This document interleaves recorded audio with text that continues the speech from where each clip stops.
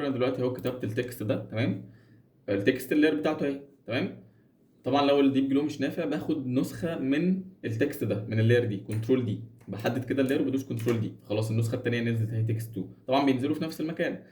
فالنسخه اللي تحت دي بقى هبحث على ايفكت اسمه دروب شادو، اللي هو ده، تمام. وهجيبه كده على التكست النسخه اللي تحت، فهتلاقي في شادو كده ظهر اهو. لو اكيد باينه ان شاء الله في الفيديو، يعني مش عارف باينه ولا لا، بس في شادو كده هتلاقيه ظهر مره واحده يعني.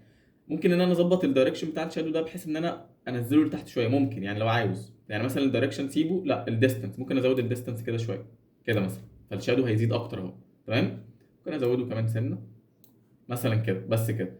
طيب بعد كده احط ايفكت اسمه الجوزيان بلور، اللي هو مثلا ده، احطه كده على اللي تحت ده، تمام. وازود البلور شويه اهو. كل ما بزود البلور كل ما الجلو يزيد. طبعا مش هزوده قوي كده، هزود بس حاجه بسيطه مثلا، يعني 10 مثلا في الرينج ده كده مثلا.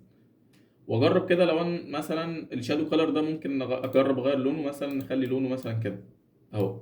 فلو غيرت الشادو كلر هتلاقي التكست حتى بقى شكله اصلا، يعني انا شايف ان شكله احسن من الديب جلو. اصلا الديب جلو بيدي لون واحد.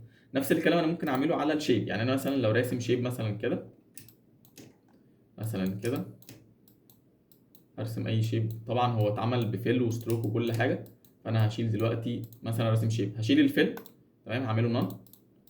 انا عايز الشيب ده ستروك بس. طيب نفس الكلام لو مش عاوز اعمل ديب جلو، بجيب نسخه ثانيه من الشيب، كنترول دي اهو. النسخه اللي تحت برضو بدور على الدروب شادو، ادي الدروب شادو، اجيبه على النسخه اللي تحت، او الشادو ظهر، ممكن ازوده برضو الديستانس شويه كده، تمام. وبعد كده احط ايفكت الجوزيان بلو، اللي هو ده، بحطه على النسخه اللي تحت كده، تمام.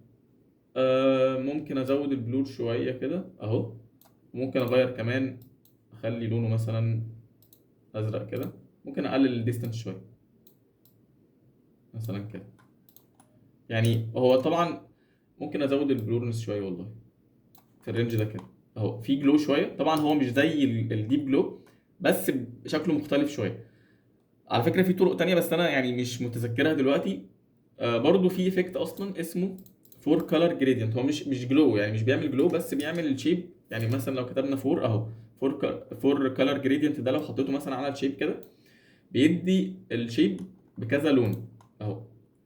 فممكن طبعا مش جلو، يعني هو مش ديب جلو. طيب في افكت برضو تاني اسمه جلو اصلا، يعني مش ديب جلو، لا اسمه جلو، اللي هو ده. نجرب كده نحطه مثلا، بيدي جلو بس بسيط خالص بصراحه. يعني ممكن نشيل الفور